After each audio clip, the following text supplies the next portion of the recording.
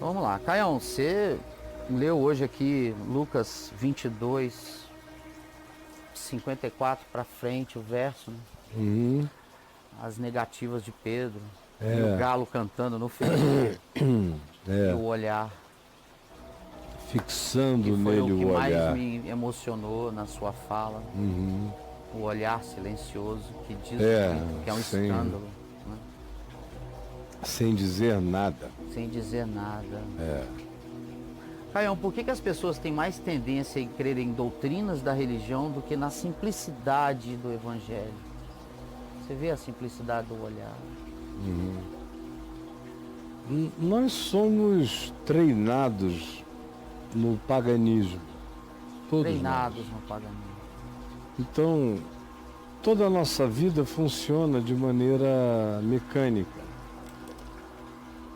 Tudo que a gente faz, que o homem faz, tem a ver com engrenagens para poder atingir certos objetivos. Em qualquer coisa. Num exército, você tem que ter uma hierarquia funcionando. Numa empresa, a mesma coisa. Você tem que ter esquemas que justifiquem o resultado. E o Evangelho não tem esquema nenhum. É um negócio muito inseguro. O Evangelho só é para quem consegue se entregar e crer. A maioria das pessoas querem primeiro ver para crer. O Evangelho diz: você não verá se você não crer.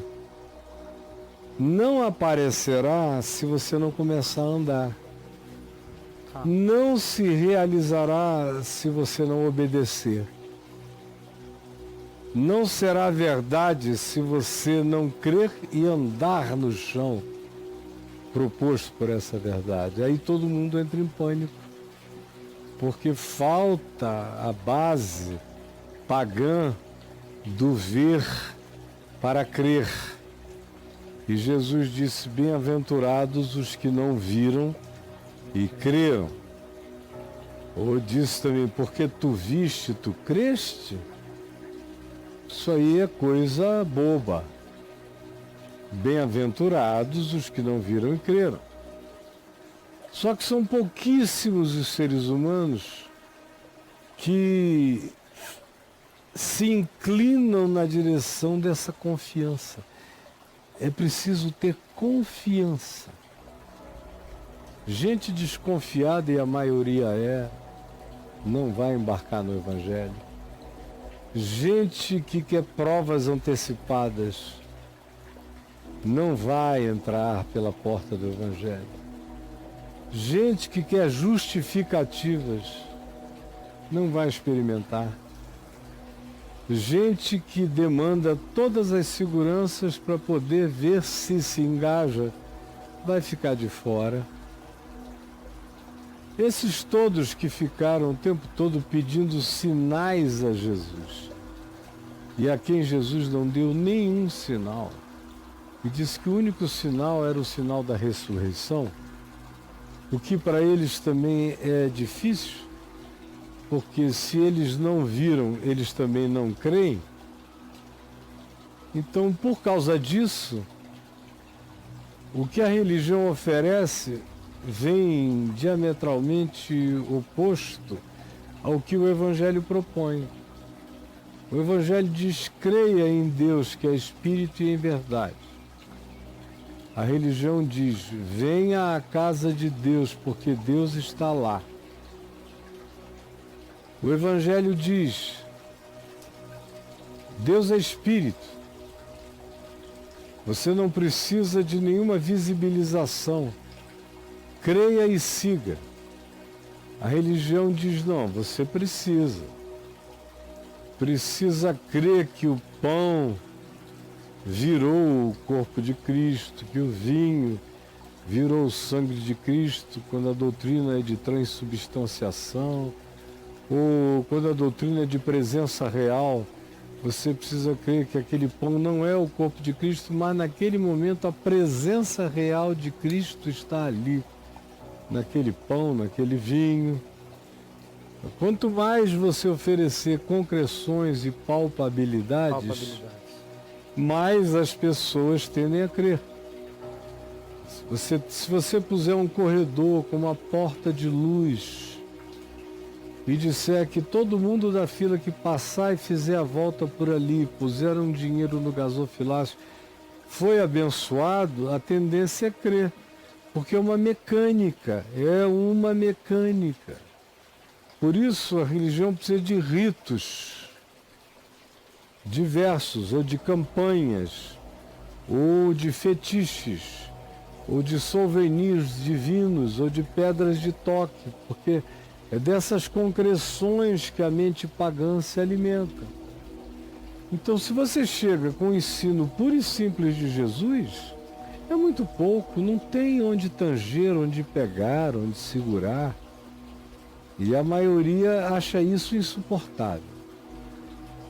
Dá vertigem, produz pânico, dá uma sensação de vazio. E eu vejo gente boa, cara com 2, 3 cursos de teologia, mestrado, doutorado, isso e aquilo, mas religioso. E aí, de repente, acontece alguma coisa com ele e ele vem conversar comigo. Eu fico pensando que a conversa vai ser num nível elevado. A conversa é, Caio, por que eu estou nessa angústia? Só porque eu fiquei acostumado a ir à igreja durante 35 anos, ao culto, de domingo de manhã e domingo à noite, e agora eu não estou indo, mas está um buraco. Aí eu digo, escuta, você durante o seminário, mestrado e doutorado não teve aula de psicologia, não? Para entender o significado do que uma coisa que se transformou numa rotina sagrada na vida do indivíduo deixa de vazio quando há uma supressão. O vazio é esse. Isso é uma coisa tão séria que existem certas pessoas que chegam para mim, dizem que estão completamente decepcionadas com tudo, que querem largar tudo, e eu fico olhando a pessoinha e vejo que ela não tem estrutura humana, psicológica, emocional, nem de maturidade, nem de consciência espiritual, para deixar qualquer que seja o grupo. Aí sabe o que eu faço? Eu digo para a pessoa, não, continua indo lá só porque você ainda tem tantas pessoas amigas. Aí ela diz, mas eu não aguento mais, pastor. Eu digo, você que pensa. Você aguenta sim. E se você deixar de ir, essa supressão vai gerar um vazio psíquico tão grande em você que você vai pensar que é Deus que te abandonou ou qualquer coisa do gênero, mas não é. É só o hábito, o condicionamento e o esvaziamento súbito de algo que tinha o poder simbolizante do sagrado. Foi de repente supresso. Isso deixa um vazio psicológico extraordinário. Isso não é brincadeira não. Então, ninguém sai disso assim. Só quando é uma pessoa muito madura. A maioria não tem nem essa maturidade toda. E mesmo quando o lugar é não tão bom, só se for um horror. Aí eu digo, sai daqui e vai para ali. Porque tem gente que não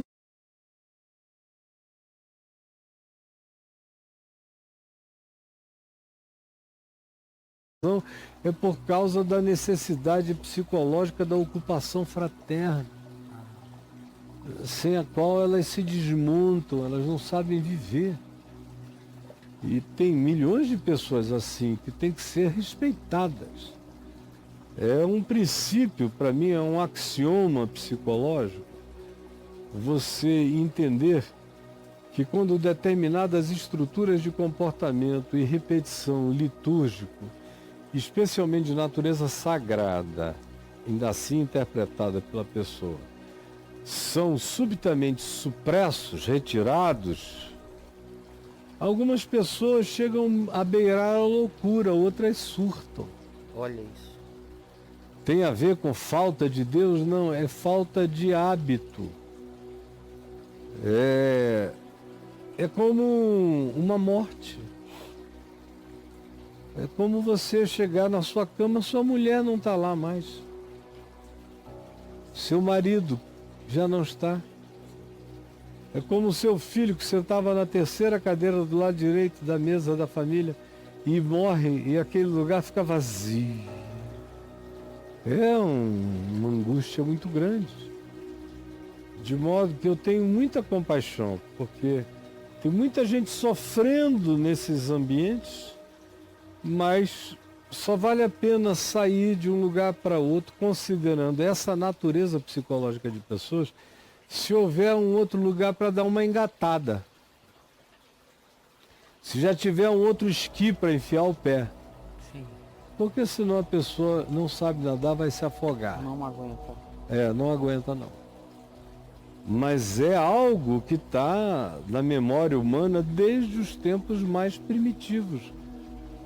A religião, nas suas estruturas mais básicas e nas suas pinturas, esculturas, nas suas palpabilidades propostas como objeto de oração e de fé e de crença, é um dos fenômenos mais antigos da história humana e mais repetidos, de modo que ele viaja no inconsciente universal com suas demandas poderosas. Aí vem o Evangelho, que não é religião, que é caminho, verdade e vida, que é uma espécie de filosofia perene, e que diz que a única validade dele está na sua prática, na obediência à sua prática, e que a sua maturidade daí decorre, e que ter irmãos que sejam igreja é saudável e edificante uns para os outros, mas não fazer do ajuntamento humano a sua mais importante base de significado existencial, porque ela nunca será, é algo difícil de entender. Difícil. E olha só que coisa, só porque eu criei um movimento chamado Caminho da Graça, que é uma igreja.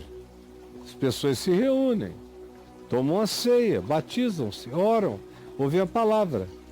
Só não tem hierarquias, nem dominadores, nem dominações, nem essas distribuições de oficialato fixo que as igrejas têm, nem a obrigatoriedade de nada. Cada um dá segundo o desejo do seu coração. Pois bem, só porque esse grupo, que é uma igreja dos moldes do Novo Testamento, se Paulo fosse ao Caminho da Graça, ele ia dizer que ele foi à igreja que se reunia no lugar tal, e que era exatamente parecida com aquelas que ele fundava. E só faltam as outras coisas dos outros 2000 anos de religião que foram agregadas ao cristianismo. Isso está faltando lá. Mas o cara vai e sai e diz assim: é impressionante como o Caio não gosta da igreja. Bom, eu não gosto da igreja, você nunca abriu nenhuma. Eu desde os 18 já abri centenas e centenas e milhares. E quando eu me canso da instituição, ainda abro dezenas e centenas de grupos. É porque eu não gosto do barato. Mas não é porque para eles faltam as pedras de toque, os souvenirs, as hierarquias sagradas, os apóstolos, os bispos, essas divisões todas de poder hierárquico. Não tem aqui, não terá aqui. E nem terá nenhum lugar, não terá uma peregrinação, não terá nenhum tipo de objeto-chave, não tem nada. É uma fé não objetivada a não ser no serviço ao próximo. O único objetivo concreto do que ensinamos sobre o Evangelho é o amor ao próximo, é a manifestação de concreção. Ama teu próximo. Cuida da criação. Acho que está de bom tamanho, tem 7 bilhões e meio de próximos no planeta. Tem muito próximo. Tem muita coisa para fazer. E tem a criação inteira para ser cuidada. Eu acho que é uma agenda cheia já. Já dá ocupação suficiente. É, mas para a religião não é o bastante. Você tem que ficar todo dia indo a um lugar, batendo ponto, dizendo, ó, Deus, não esquece de mim, eu vim aqui, tá no teu registro. E por isso é que a religião impõe um monte de regras e o povo ama. Porque essas regras dão sensação de segurança. Parece que quanto mais regra, mais aparato de segurança você tem. Quanto mais liberdade e consciência, mais etéreo e intangível é. Por isso alguns se sentem na vertigem do abismo. Na vertigem do abismo. É. E aí, O ser meu humano amigo? precisa disso, Caio? Hã? Ou é uma coisa que pode ser alterada? Não, alguns Porque você tá precisam. falando- porque você tá Outros falando- não, brother. Isso aí, né? Varia. Todo Varia. mundo precisa de alguma coisa. Eu, por exemplo, não conseguiria viver só se eu estiver numa ilha deserta. E se eu não estiver numa ilha deserta, aonde eu chego? Logo, logo aparece um grupo. A minha vida toda. O pessoal se junta por aí. É, logo, logo. Eu vou andando na rua, o cara me encontra. Pode ser na Bélgica, em Bruxelas. Ele me encontra, ei, reverendo, quando é que a gente vai se reunir? Onde é que vai ser o encontro?